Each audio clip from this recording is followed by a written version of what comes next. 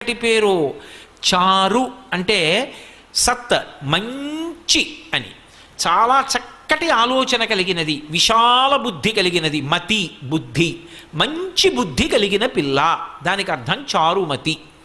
చారుమతి నిద్రపోతుంది. నిద్రపోతున్నటువంటి చారుమతి కలలోకొచ్చింది లక్ష్మీదేవి. వచ్చి కల్పం చెప్పింది, ఇలా చెయ్యి పూజమ్మా, నా పూజ నిన్ను అనుగ్రహిస్తానమ్మా అంది. ఎందుకు చెప్పింది అంటే వ్యాసుల వారు పురాణంలో కొన్ని విషయాలు చెప్పారు. చారుమతినే ఆవిడ ఎందుకు ఎంచుకుంది అంటే, ఆవిడ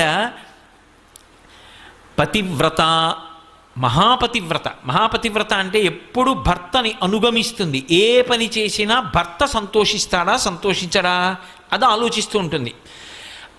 ఆమెకి ఆ పతి శుశ్రూష యందు రత అంటే అంతకన్నా సంతోషం ఆవిడికి ఇంకొకటి లేదు. ఇంటి ఇల్లాలుగా 10 మందికి అన్నం